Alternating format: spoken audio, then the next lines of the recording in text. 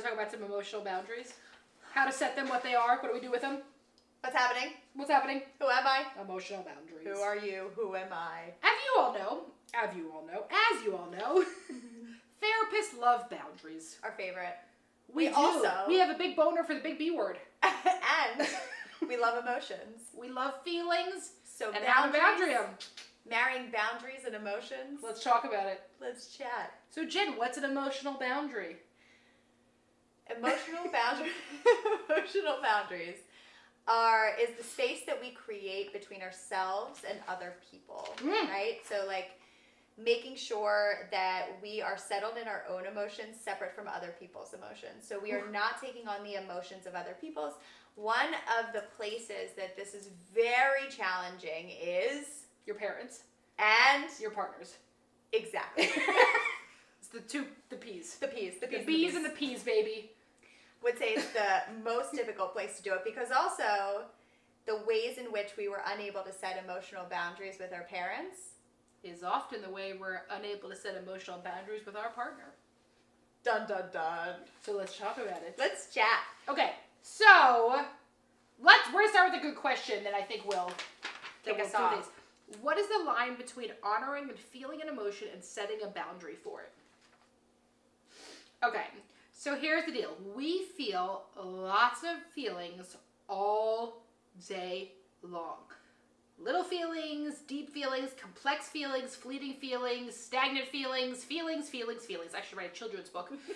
And the thing is, it's important to honor them, but sometimes as we honor them, we project them. And I assume that what I'm feeling is how you're feeling and putting onto me.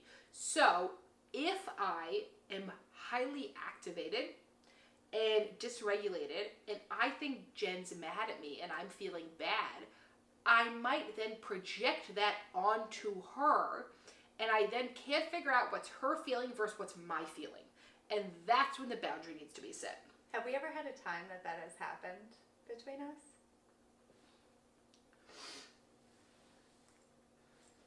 I can't think of one. No. I was trying to think of one. No, I don't think so. That's not really our thing. It's not our thing. What's our thing? Talking things out. Our thing is like annoyingly overly processing and dissecting something to like a disgusting, like horrible point. Right, painful. Yeah, so like I would say that is our dysfunction. And I think one of the ways that we see this play out in couples therapy a lot of the time is when someone is saying, well, you made me feel this way. You did this and that is why I feel this way. So it's your fault that I feel this way. Right? And so in that you're not taking responsibility for your own emotions. Doesn't mean that your partner cannot change their actions, that they can do something differently to make sure that they can hold better space for you and that doesn't trigger the emotion that comes up for you.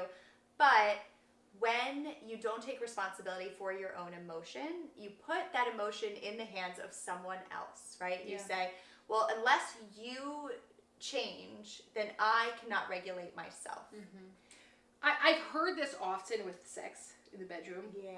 Where someone is struggling with their own self-confidence and body image and they think that their partner's not attracted to them.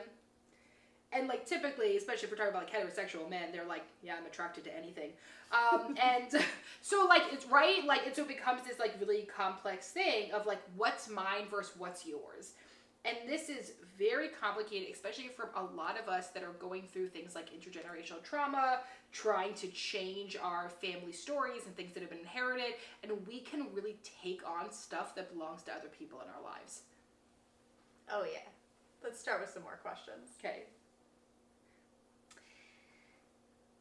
How to set these emotional boundaries without coming off as rude or demanding. I think that's really interesting because also, and we had just talked about this in our last episode, that the assumption is that if you are setting these boundaries around your emotions, that it's going to come off as rude or demanding. Now, if the way you set the boundary is, well, you didn't fucking tell your mother to come over, it might sound rude and demanding. Rude and demanding. If you say, hey, I felt really overwhelmed because I was totally surprised by your mom's visit today. I was not prepared, and I really want us to be able to talk about this sooner, but I can see that you were highly anxious when she called and asked to come over, and I think I took that on. That's not rude and demanding, right? So context is key. What we say about everything is how much tone and how much tone and context matters when talking. And also owning the emotion in that, where you said, I felt really overwhelmed in that, Yes. right? As opposed to, well, you invited your mother over, right? Where we're blaming the other person as opposed to saying, I was feeling really overwhelmed, and that's where this was coming from for me. You're setting that emotional boundary by taking responsibility over the emotion that you have and setting a boundary around it and saying, I can understand that you were feeling really anxious, right? That's them. And I was feeling really overwhelmed, that there's a separation between the two. Yeah. And that it's not about you getting angry at the other person because they made you feel this way, right? That there's no boundary. It's diffuse. It's one big enmeshed ball of emotion. We want to get away from that. Do you know what a rat king is? I'm sorry. I don't know if that's the right term, and Nikki's not here to look it up for me right now. And usually when I say something obscene, Nikki's in the corner Googling it, but she's not here today. Or she'll look at us from the corner and be like, don't say that, Emily. But like, okay, there's this thing called like a fucking rat king where like a bunch of rats are together and their tails get caught together, so then the rats have to walk together. what? And that's like sometimes when I think about it. You're gonna cut this out of the episode, aren't they? Wait, what? Do you think I just made that up? A bunch of rats' tails get tangled together? I wonder if I made this entire thing up right now. Okay. If I saw that... Have you ever seen the show You're the Worst? There's an episode about it. No. But There's an episode. It's a great show, by the way. But if I saw It's a good episode about depression. I don't know. If I saw a bunch of rats with their tails tangled together, I don't know if I would still exist on this earth. You know that would be the most Philly thing you've ever seen in your life. Yeah. So what we're talking about is there's an in-between between selfish and selfless, and it's self-care. And part of self-care is also being in touch with your emotions and boundarying them off and know what's my shit versus what's your shit. And I cannot be there for your shit and present if I do not know my own. How to set emotional boundaries regarding taking everything personally. Okay, Yeah. I have something. So, something, we talked about sex and how this Yes, often comes yes. up sexually, right? Where if your partner wants to have sex and you reject them, right? Because there are so Saying many... no is not a rejection, but it feels like a rejection. Is that what It you feels mean? like a rejection Yeah. to them, right? If you say no, I should say that. Yes. You say no because there are so many reasons why you don't want to have sex. that So have many reasons to nothing and to not have sex. to do with your partner. Yeah. Right? But because sex is such an intimate, bid of connection, For some people. for some people, right? It can feel so rejecting for some people in relationships. And so that's a perfect example of, because I am saying no, right? And this is something that I'm choosing to do for myself, and your partner taking that on is not setting that emotional boundary, right? That they automatically are taking it personally. Mm-hmm. And so to be able to say, this is not about you, this is about me, this is about something I'm making a choice for my body, what feels right for me. And to be able to verbally express that boundary is so important to you, so that your partner isn't taking it as personally. Yeah. And I think part of like accepting it from other people is also like doing it for ourselves, right? So like I can't respect your no unless I'm willing to also give my own and like make space for that, right? Like I cannot validate your boundaries unless I also validate my own. Okay, how do you learn to give yourself grace and not feel like you have to go to 100% all the time? What does that mean? trying so hard? give yourself grace, set emotional boundaries for yourself. So I wonder, it sounds like this person puts a lot of pressure on themselves. Right? It sounds like this person might be a perfectionist if they have this expectation that they have to go 100% all of the time. I wonder if that means in their relationships, if that means at work, like what does that mean to them? And so I wonder if setting an emotional boundary in connection to this is about them being able to take some time to say, how am I feeling pushing myself to this extent? And what do I need in these moments to be able to take care of my emotions and really sit with myself? And sometimes part of the reason why we go 100% is to avoid certain emotions that maybe are creeping up for us. And so to ask yourself, like, what's the reason why I'm putting this amount of pressure on myself to go 100%? Is there something I'm avoiding? Is there something I'm keeping myself from feeling? And so right now, I wonder if going 100% is your way in which to try to protect yourself, whereas setting the emotional boundary might be a healthier way of protecting yourself, might be an easier way of taking care of yourself than going 100%, because that'll wear you down.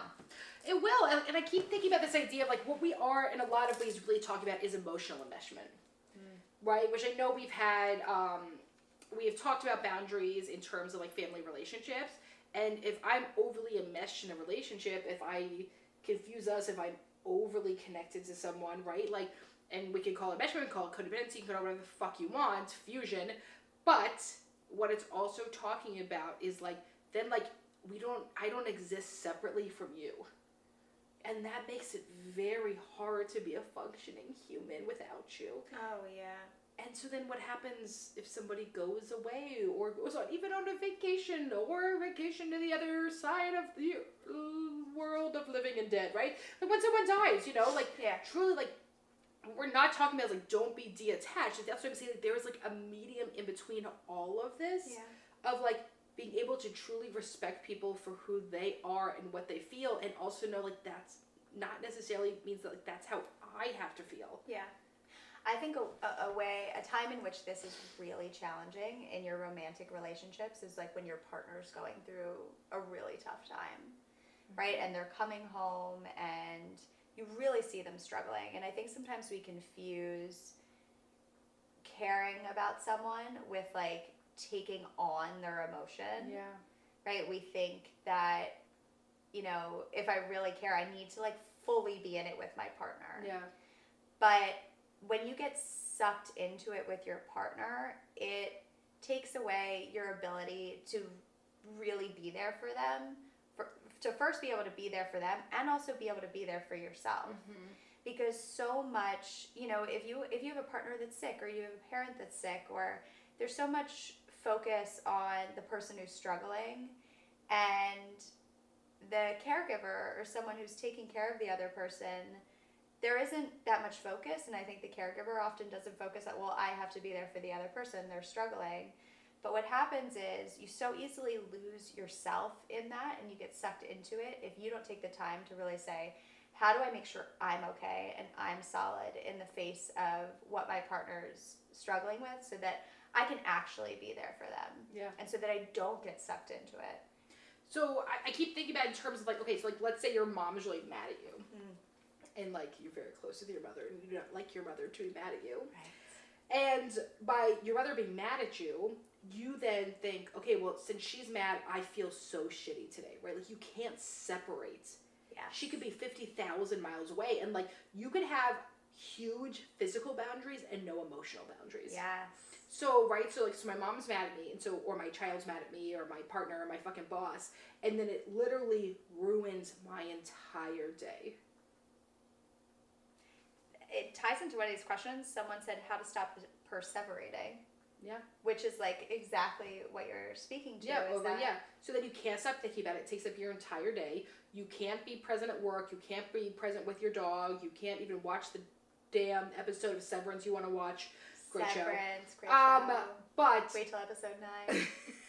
So that's but like, how do you then stop doing that? So one of the things you have to know is that overthinking will not think you out of it or give you a solution. You think that's what you're doing. You think if you keep thinking about this, you'll find an answer. but often there isn't one. Someone's mad. That's it. Doesn't necessarily mean you apologize or you don't, you take responsibility or you don't, you figure out what that works for you. But overthinking and ruining your day or ruining your week, ruining your fucking month is not going to make it feel better. It's just going to drain you. I also think this comes up in like arguments with your partner where one person needs to solve the issue immediately, right? Where there's, you hear this so often in dynamics where one person needs space in the argument, and the other person needs to solve it immediately because they have too much anxiety. They cannot handle there being any sort of anxiety in the relationship, and so they're like, I need to solve this, we need to get this done, but the other partner needs their space. So that's an example of the partner not really having a hard time being able to regulate their emotion in that argument, right? It's like completely taking over their being. They're not able to separate themselves from the argument, being able to say, well, how do I regulate my own emotion? How do I set my own emotional boundaries in order to come back to this with more of a level head? Because that's so important to be able to solve arguments or to be able to work on things together, is that to be able to take your time separately, be able to regulate your own emotions, and then come back together to be able to work through it in a way that really works for the relationship. I really like Daniel Segal, is that who it is? Not sure. The Whole Brain Child. Yeah. And that's like what they talk about. Like when they talk about it in terms of, I find it very helpful. I read it, my husband and I had read it, listened to it on Audible, how we do all of our reading. Right.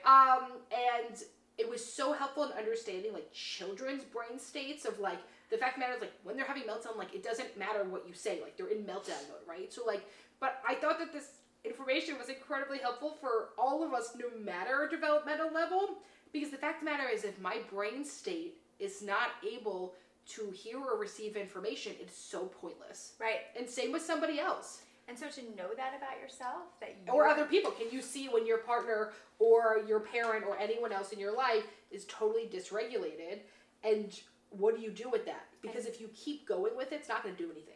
So, so it might be important to talk about, like, how do you set that emotional boundary for yourself? How do you take the time to regulate your own emotions? Something I've talked about on here is that I'm very empathetic. I take things on. I'm very sensitive to my environment. When I was in college, I was completely unaware of this. However, was always inundated with just like sensory stuff that completely overwhelmed me. And when when I was in college, I went to parties and it was a lot. And so I would have to frequently like go into the bathroom just to like chill there, to be separate from other people because I was like too overwhelmed. And so physical space can be really helpful in being able to recenter yourself and set an emotional boundary for yourself, right? If you're around a lot of people and you're someone who takes in a lot, to be able to get that separate space for yourself to say, this is where I regulate my emotions, is so important. Yeah, absolutely. Okay. How to care, connect in a helping profession like teaching or nursing without getting caught up. Here's a really good example of emotional boundaries, right? There are things that we witness in helping professions that are secondhand trauma. And when I have endured secondhand trauma, I'm in a different brain state than to be able to consciously and actively and intentionally set an emotional boundary, right? A typical day at the office, I can be like, all right, I'm walking into my house, very intentional, very conscious. I'm going to leave the things of the office that was there. I'm going to enter and be present at home, right? When you had a particularly difficult day, if you have a student that is struggling, that, doesn't have, has food insecurity, if you had a really difficult day, went through COVID and have the trauma from that, right? Like, that is going to be different because it isn't as intentional, right? Because then what we're talking about is like the trauma response. So being aware of how something is affecting you is the best that we can try. But sometimes, no matter how skilled you are at your helping profession, you don't see it when it's happening. I can't tell you the amount of therapists we've talked to that didn't realize how depressed or how anxious or how bad something was until later And even though we think like, oh, well, it couldn't happen to us, we know better. Yeah. Ha! Sometimes it's just not like that. So part of that is like trying our best and then having a ton of compassion for the fact that like no matter what your career is, like you're human first always. I also think that's something we didn't. I don't want to speak for you, of course, because emotional boundaries. But I don't think I was able to really tell how much things were affecting me until I like knew myself very much as a therapist. I don't feel like they taught us that. They didn't. I don't think they did. I feel like they were like, oh, like you know what I mean? Like have boundaries, but no one's like, oh, also like sometimes you're gonna end up totally fucked up from like someone you work with. And especially if you see a bunch of people in a row, you know, also depending on what, you know, that will wear you down. Yeah. And I don't know, you know, I think that that's something they could tell you about, but until you experience it. Okay, but if they're not telling us to become therapists, I sure as shit don't think they're telling teachers and nurses. Oh, there's no way. If they're barely prepping us for that, there's no way other helping professions aren't getting it. And the really tough thing about that is that it leaves, especially newer therapists, feeling inadequate because I don't know if they know that that's typical when they're going through it, and also when you're going through it for the first time and at the beginning. Yeah. That is something that really wears on you, and it is hard to set those emotional boundaries, and you do get so engulfed because and that's the thing is you care so much in these professions, right? You give so much of yourself that being able to learn how to set those emotional boundaries is, I don't know if it's something that can just be cerebral. It also has to be something you experience. Yeah. And we were talking today on the and we were in the car together, and like one thing we were talking about is that, you know, we've now been seeing clients for 10 years. Yeah. And the thing is that there is certain stuff that just takes time. Yeah. There's No certain matter stuff what. that like no matter, we were just like saying, like, you know, like we work with so many other therapists and we supervise people and we have these amazing clinicians at the therapy group, and like somebody could be the best fucking clinician in the world, but like 1 or 2 years out of the field, there's just certain stuff that feels different than 10 years in the field, right? Like there's certain stuff where you like really, and in some ways I said like, and this is what I started talking about like a few episodes ago about like I have reconnected with spirituality in a way because there is so much shit that you're just like, there's nothing I can do. Like we have so little control in this life. Yeah. In the beginning, I felt like I had so much control and I could work so hard for my clients, I could do so much. And I still believe those things up to a point, and still then I truly believe in the idea that I take no credit and I take no blame. Because I think, you know, therapists go into becoming therapists, they want to help people, right? And then we learn all of these theories and we easily develop this almost false sense of responsibility over other people's lives, where we believe like, okay, if I implement all of these theories, then I can definitely get them to fix their whatever they're struggling with. Yeah. But in the end, it is up to the client to make those decisions, that we're simply guides. Yeah. But I think... But same thing with anyone in our life. Like, let's say that we have a family member. We work so hard to help.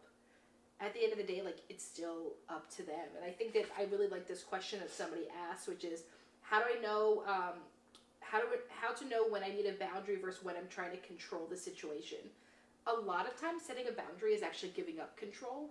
Because when you set a boundary, you give up control of how the other person's going to act or respond, right? Like, when you don't have the boundaries, it's about, in some ways, controlling the outcome, right? If I overly give myself to someone, it's because I feel like I have more control over who they're going to be and what I've been prepared for. And so, like, actually, like, it's giving up control in a lot of ways. I think one of the, you know, another hard place to do that is if you have a family member or a partner who struggles with addiction. Yeah. I think that can be so incredibly challenging because you see, and you know, it happens in other ways outside of addiction when you see someone just self-destructing. Yeah. Right? You're watching it. I also think it happens, you know, maybe on a smaller scale if you're going to therapy and your partner is not going to therapy. Mm-hmm. Hear this all the time where, you know, what's that saying? Like, you know, you go to therapy to deal with the people in your life who won't go to therapy. Yeah. You know, where you're doing all of this work and you understand kind of relational dynamics on a different level, and you see that your partner maybe hasn't done the same work, and so you're able to set these new boundaries for yourself, but you see your partner not being able to do the same things, or you see them self-destructing, or your family members, right? Like, your family members might be self-destructing, and it's so, and I'm really happy you're just saying self-destructing in whatever way that might look like, because that is so hard. oh my Like, god, if your family member is like, you clearly have a fucking eating disorder, and like, there's literally nothing you can do about it, right? Like, you can say shit, you can try, but like, at the end of the day, especially when we're talking about adults, like, people make their own decisions. Absolutely. And so it is so hard to love someone, to watch this happen in front of your face, and still say, I can do what I can do, but that's it. And what's my stuff versus what's their stuff. And that's the emotional boundary. Yep. All right, another question. Are you ready for it? Ready. Prepped. How to say no to people or end relationships with toxic people. I'm going to say people with toxic behaviors. Right. Mm-hmm. When I know it will hurt them. You have to be okay with hurting people. That's part of an emotional That's boundary. the worst part. That's like, right, like, and it sucks. It totally sucks. But like, the thing is, like, you're going to hurt people in this life. That's just part of it. Like, once again, like, we can't take away feelings. So And that that's- might feel bad or uncomfortable. And that's the relinquishing of control in this situation. Yeah. And- right. And you can actually, more than you realize, I burped in the microphone. I know, More than you really made a point with it. More than you realize, you can handle tough emotions. Like, I know it feels so fucking unbearable, and it might feel so horrible, and you want to release it and get rid of it, often with maladaptive coping skills, but you can actually handle really bad feelings. Like, they will not kill you. One of the things that I say to myself every time I have to have a tough conversation, or we have to have a tough conversation, usually we're doing our tough conversations together, is that I really take the time to think about all of the tough conversations or the tough things that I've been through in the past, and that the things that once felt so huge to me and so anxiety provoking, I always got through, and now looking back at them, they feel so much smaller. And they feel, right now, that feels so heavy to be able to have this conversation, to tell this person that you no longer want them in your lives. But clearly it's something that's important for you. It's something that you need to do for yourself to take care of yourself. And even though right now it feels so hard, there will be a time in which it doesn't feel as heavy, and you will move through it. Every hard conversation leads to growth. Beautiful. Right? So true. I do feel like every hard conversation, no matter how uncomfortable it is, I feel proud. Me too. And part of this is also like it's also like having a relationship with yourself and keeping promises to yourself, which like helps grow self-esteem. Oh, yeah. Yeah, I do think, whether it's hard conversations, any hard thing that you go through allows you to grow. Yeah. And that, I think, it's something that's difficult to remember when you're in the thick of the anxiety around going through that hard thing, but so essential to remember, to know that, like, you will get through it, you will grow through it. I mean, the coolest thing I also think about is that, like, nothing's ever set in stone, right? Like, you can, like, make a mistake in a conversation that one day on a Thursday, and then on Friday be like, I would like to redo here, you know, like asking for a redo in this conversation. I'd like to start over. Like, I see this is not going well. Like, I'm a really big fan of do-overs. Totally. It's like a saying in golf, isn't it? Like, you get like a, what's that saying? You don't fucking know. Why would I ever ask you that question? I play golf. I think I play any sport. Why would I ever ask you that question? All All right. Cool. Speaking of golf, this has literally nothing to do with golf. Let's do it, Dear Em and Jen. I'm ready. Dear Em and Jen, can you speak on sexuality changing later in life? I'm in the process of potentially leaving my marriage, a heterosexual relationship, as I've fallen in love with a woman. Do you think this seems to be more common these days, or is it that more people are sharing? I'd love any words of wisdom. One, Congratulations. That's amazing. It's amazing and probably incredibly hard and uncomfortable. I do think it's happening more these days, but not because it wasn't before, but actually because we're at a time where women are financially able to leave marriages in a different way, and it's more socially acceptable and destigmatized. There's still a huge stigma of leaving your marriage and also of coming out with sexuality later on in life, but I think there's actually like more tangible means that allows women to leave relationships that aren't working for them that 50 years ago women did not have. So do I think women were falling in love with each other 50 years ago? Fuck yeah. 100%. Women have been falling in love with each other for the end of time, so the beginning of time, I should say. And they will until the end of time, but I do think it's more common now because there's more space for it. And of course, people do share more. I think that's one of the coolest things about social media, especially TikTok, is like you are seeing like actual like lived experience in the raw. So can you speak on sexuality changing in life? The thing is a lot of times we figure out who we are later in life because we figure out what didn't work for us. And also the reality is when you have been taught one very specific way, especially when you only had models of heterosexual relationship, you don't even consider what else there could be.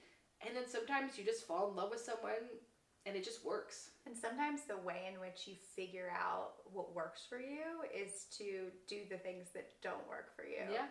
And so if you're, sometimes the only way to figure out what doesn't work for you is to have those experiences. And sometimes those experiences, have to happen and get you to a point where you are just later in life, right? Yeah. That I think we learn who we are over time, right? Yeah. And the more time we have, the more we get to know ourselves. Mm-hmm. And your ability to go deeper and deeper and deeper with yourself, I think is such an incredible journey to be on. Yeah. And it sounds like you have become empowered to take that journey and to be able to say, who am I? What do I want? What works for me? What hasn't worked for me? And now what works for me? Right. One of my favorite sayings is you don't know what you don't know. And sometimes you don't know the love of another human until you know that human, right? Like sometimes there's just things that you don't know until you know, and then you find them and you can't ignore them again. And so I think it's really easy for us to want to be obsessed with like, well, was I gay before? Was I not? What does this mean about this? But sometimes there isn't like these really like specific black and white answers. It's way more abstract than that. But I think a lot of us, when we've been taught about sexuality, especially I have a cousin of mine who's queer, what one time says to me, Lady Gaga really fucked us because she made it with this idea that you're born this way. A lot of us, you just experience shit and you don't know until you find out what works for you sexually. And I have loved that idea ever since, that until you try something new, do you really know what works and doesn't work for you? So if you enjoyed today's episode of ShrinkChicks, we hope you rate, review, and subscribe. You can follow on Apple Podcasts. You can watch us on YouTube. You can follow ShrinkChicks. You can always meet with one of our amazing clinicians at the therapy group if you live in Pennsylvania, New Jersey, New York, Delaware, Massachusetts, Florida, or California. And as always, we love you, and to grow yourself, you gotta know yourself. We'll see you next week.